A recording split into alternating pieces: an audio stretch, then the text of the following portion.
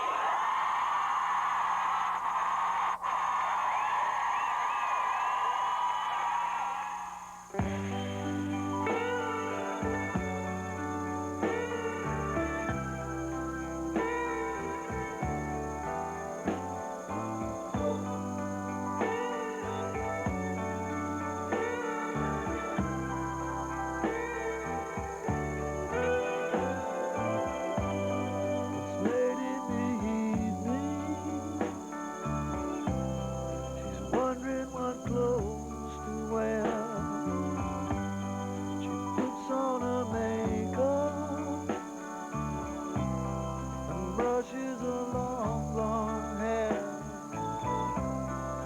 And then she asked me, do I look alright? And I say, yes, you look wonderful tonight.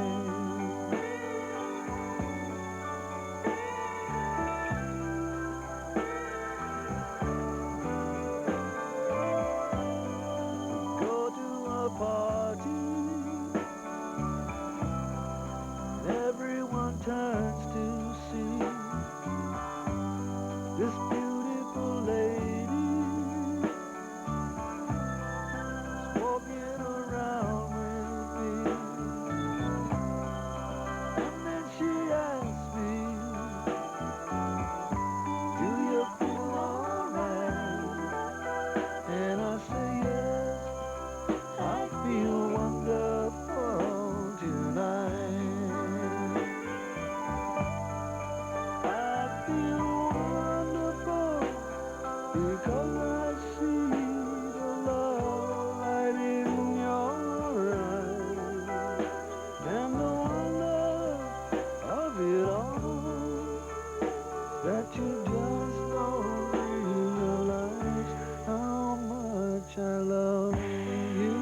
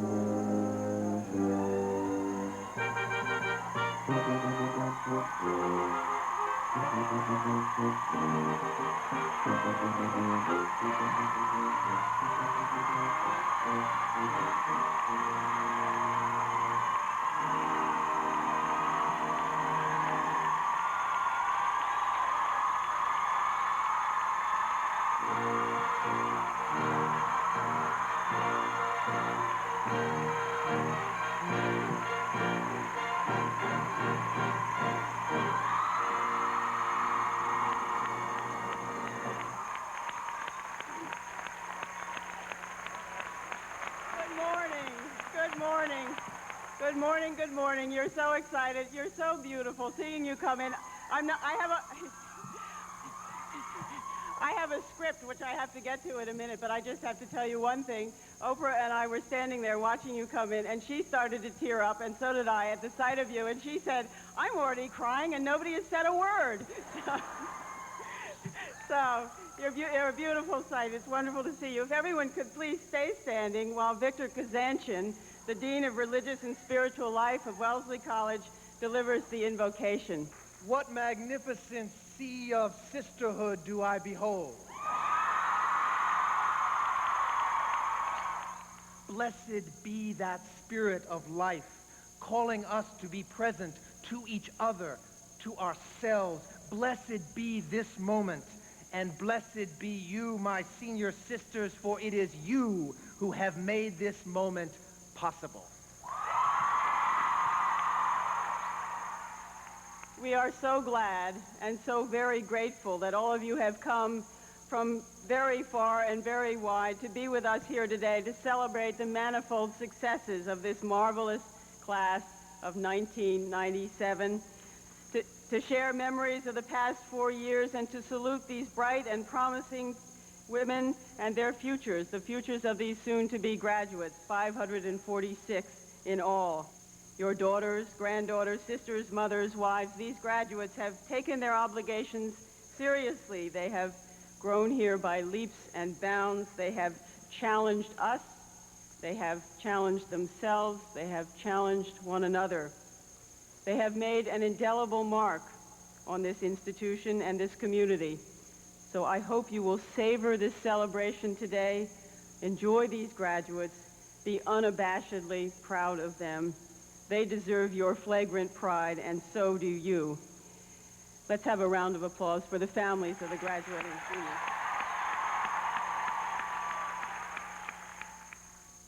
year, Janet studied in Argentina and Mexico. This summer, she'll be working at the Department of Education in Washington, D.C.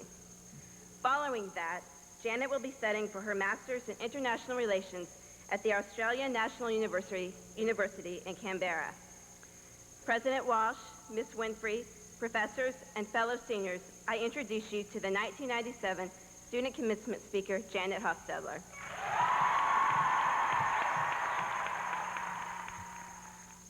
I would like to welcome all of you here today, faculty, friends, family, and of course, the one, the only, the graduating class of 1997.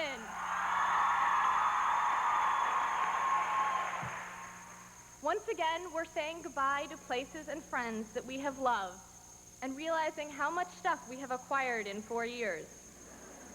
We are also packing up a lot of memories along with those belongings and preparing to go far away, mentally if not physically. Many of us here now are also asking that question, what do I want to be when I grow up? I guess you could say that we're along the way to being grown up, although I plan at least a few more decades of growing before I'm officially there. But now is probably as good a time as any to start thinking about what we want to be when we grow up. And happy doesn't sound like too bad of a goal, does it? Walking around Lake Waban with friends in the autumn as the leaves change colors. Tutoring elementary school kids in Boston. Traying at midnight after the first real snowfall. Flower Sunday with big and little sisters. And all-night discussions about the meaning of life. These are some of my happy memories of Wellesley. We only have one life, so let's treat ourselves well. And never pass a playground without stopping to swing. Maybe even try living without a planner for a day. Find the little things like sunrises and sunsets, or tequila shots and pet rocks that make a day worth living. A second manner of positive living is more outward focused. The goal is to direct our own positivity, if I can invent a word. Thanks. To direct our own positivity onto the world. To perhaps even seek out the negative things in this world and work to make them positive. In this life, maybe instead of going to a concert, you will perform for others. Maybe instead of buying cut flowers, you will plant flowers for others to enjoy. Maybe you will teach, heal, counsel, write policy, or raise a child. Once again, I ask you to think about what is really important in life and why we are here on Earth. What is the most positive way that you can live your life? As I said before, the key to a positive life is to always, always, and always have a reason to get up in the morning. I know of no better reason than that you are needed and that the world will be a better place for your having lived. Congratulations, class of 1997. I wish you all the happiness in the world.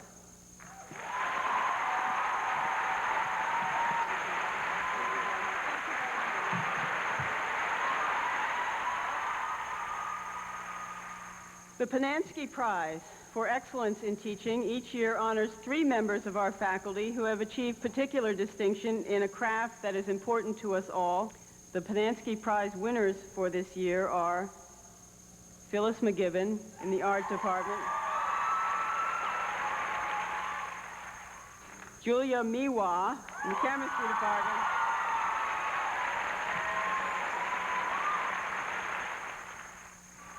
and third, Edward Stetner in the Political Sciences.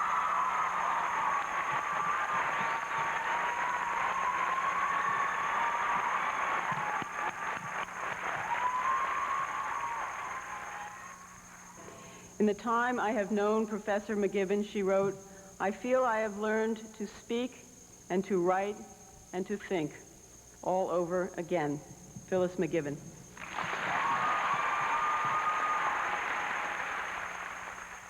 Professor Miwa taught me much more than laboratory skills, one observed. She taught me to believe in myself and not to be afraid to plunge into the unknown. Julia Miwa.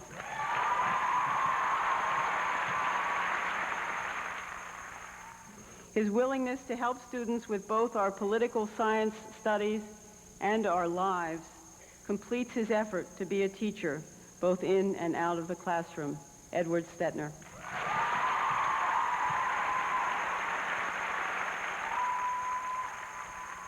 You get the feeling that something different is about to happen?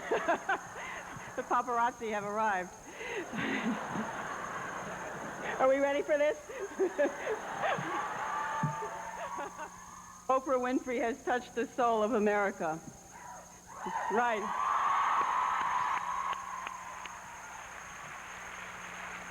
The Wall Street Journal, of all places, had an editorial this month that said she would make a fine United States president.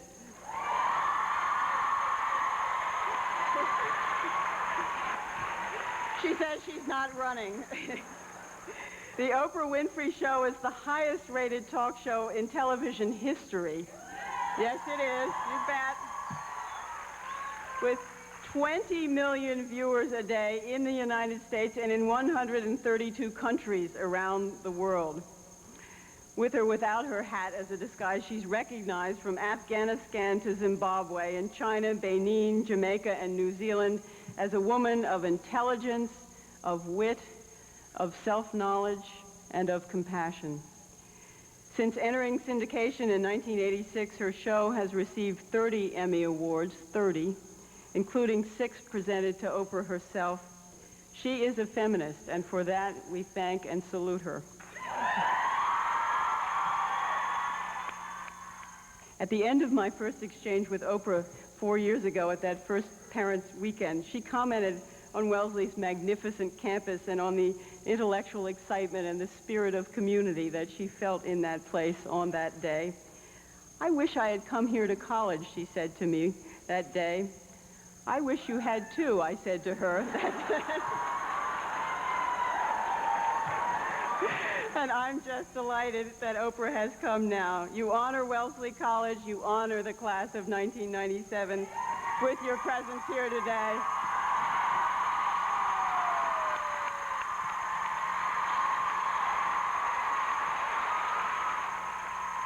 My hat's off to you.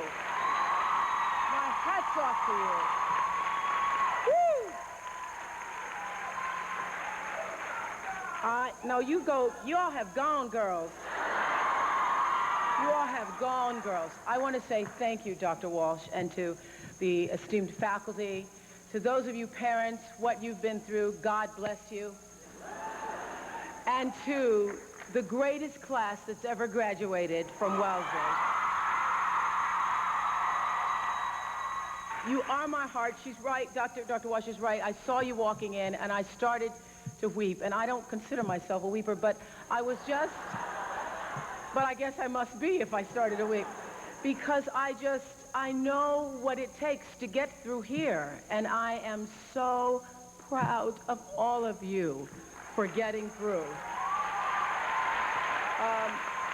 Thanks for inviting me to the party.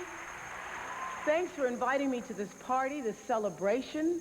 I told Dr. Walsh as we were walking in, my graduation was nothing like this. Nobody was having this much fun. When Wendy, Stedman's daughter, Stedman's my beau, fiancé, don't ask me when we get married. When Stedman's daughter, Wendy, was looking for a school 4 years ago, no doubt I was far more delighted than she when she chose Wellesley, because I knew what she was in for. I had wanted to come to this school. I wanted to be here, but I couldn't get no scholarship. So I wanted to be here and have lived these past years vicariously through her. I was, as Dr. Walsh said, here with Wendy's father, Stedman, and Wendy's mother, Glinda, on Parents' Day, and I was in awe of this place because, see, you all seem to have so much fun without a keg or anything, and yet you all seemed so serious, so committed to this place with guts and with grace and I saw your sense of integrity and felt your intellect and realized that this was a very special giving place. Wellesley is a gift to any woman who's willing to open her mind and her heart to it. First of all, life is a journey. I've learned to become more fully who you are. And that's what I love about this institution. It allows women to become to the fullest extent of their possibilities who they really are. And that's what life does. Teach you to be who you are. It took me a while to get that lesson, that it's really just about everyday experiences teaching you moment in, moment out, who you really are. That every experience is here to teach you more fully how to be who you really are.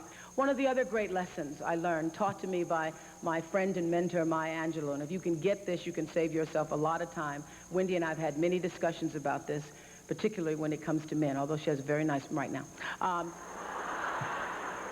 Get this. This is just, remember this, because this will happen many times in your life. When people show you who they are, believe them the first time, not the 29th time. That's particularly good when it comes to men's situations, because when he doesn't call back the first time, when you're mistreated the first time, when you see someone who shows you a lack of integrity or dishonesty the first time, know that that will be followed by many, many, many other times that will, at some point in life, come back to haunt or hurt you. When people show you who they are, believe them the first time. Live your life from a point of view of truth, and you will live your life from truth, and you will survive everything. Everything. I believe even death. You will survive everything if you can live your life from a point of view of truth. Be grateful. I have kept a journal since I was 15 years old, and if you look back on my journal when I was 15, 16, it's all filled with, you know, boy troubles, men troubles. My daddy wouldn't let me go to Shoney's with Anthony Odie, things like that. As I've grown older, I've learned to appreciate living in the moment, and I ask that you do too. I'm asking this graduating class, those of you here, I've asked all of my viewers in America and across the world to do this one thing. Keep a grateful journal.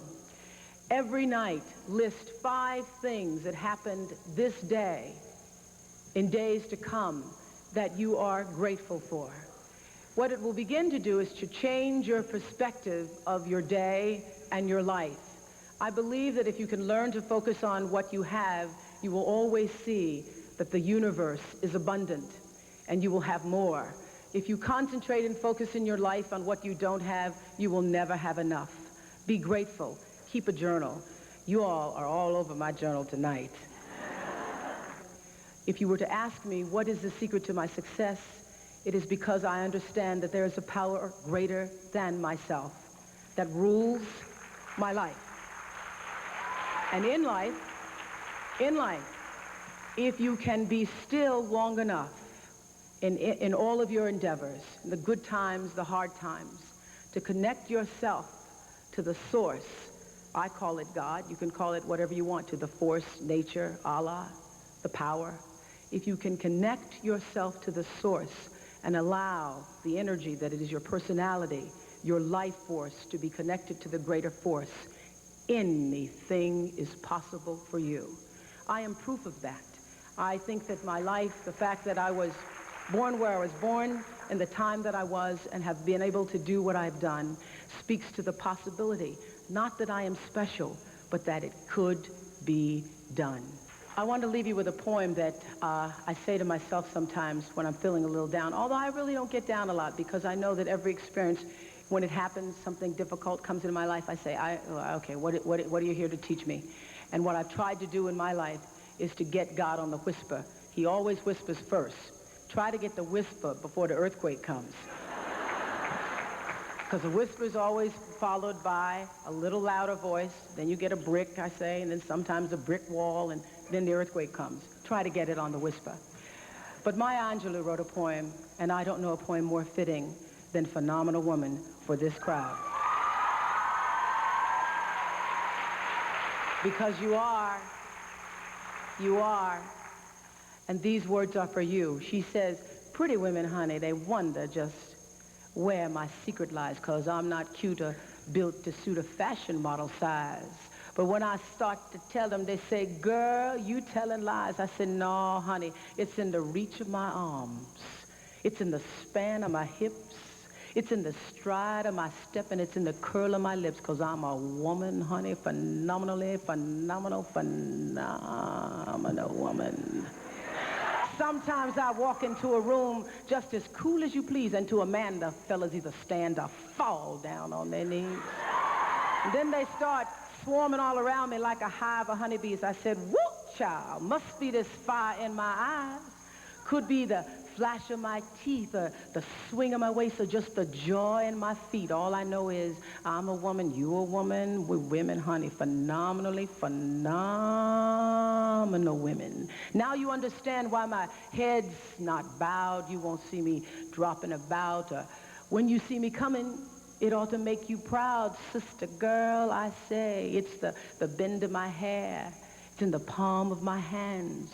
The need for your care, 'cause I'm a woman, you're a woman, we just women, we phenomenal women.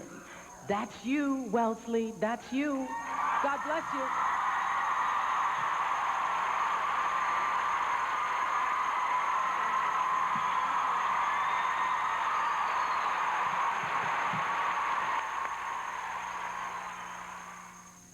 So now, this is my moment, seniors, to bid you good luck and farewell. You sense, I think, as I do, that there won't be another graduating class that will mean as much to me as you do. That's right. There won't be another moment for me as sweet and nostalgic as this one is, back in the big white tent. 4 years on, we are older now and stronger and wiser, to be sure. Chastened a bit, I suspect, by the challenges that we have faced and the mistakes that we have made. Have we made any mistakes? Oh, no, no mistakes. More realistic and readier for the challenges yet to come, more accepting of our own limitations and all that we still have to learn. I've learned important lessons from you, learned important lessons with you, the green class of 1997. You have taught me much, and I will always remember you. My charge to you today is this: register injustice with clarity and courage, as you have done here in many different ways. Make of your lives an elegant and a challenging argument. Live, embody the values and the ideals that you espouse. Be the change you want to see. And don't forget those pioneering women who never forgot about you. They knew that they were not inheriting Wellesley from the women who had preceded them, but rather were borrowing this college for a time from those still to come, from you. In Wellesley, women have a college of their own. As you go out today to begin forging a world of your own, don't forget this eccentric and daring college that nurtured you. It was here for you because of the generations of women who nurtured it. It will be here for you for the rest of your lives in all sorts of surprising ways. Please do stay connected wherever you go. And 100 years from now, this college will be here for the next generation of women, ready to honor and to extend your legacy if those of us who have been touched by it continue to live up to the high expectations it has for all of us, and only if we do. I hope you will. I know you will. Godspeed to you all.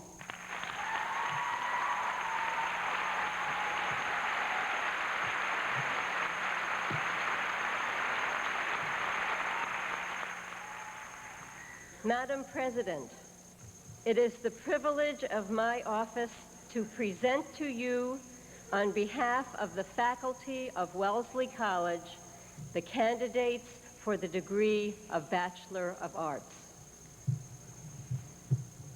By the authority of the Commonwealth of Massachusetts, vested in the Board of Trustees, and by them delegated to me, I confer upon you the degree of Bachelor of Arts and admit you to all the rights, dignities, and responsibilities of that degree.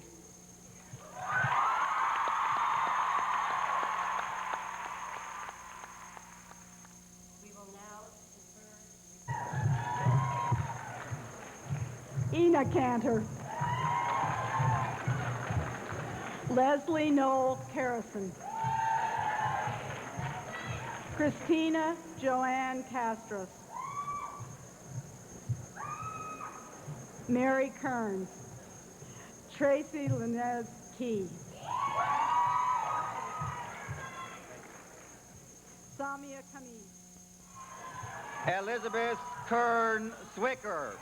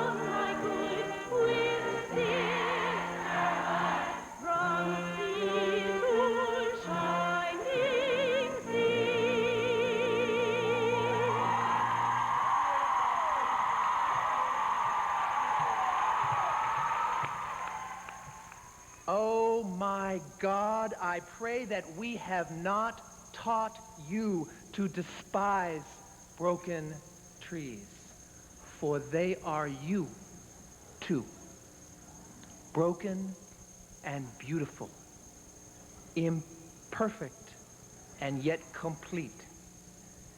As you see your image change, as days and months and years add scrapes and scars and wounds to your flesh and to the flesh of your flesh, I pray that you too will come to love broken trees.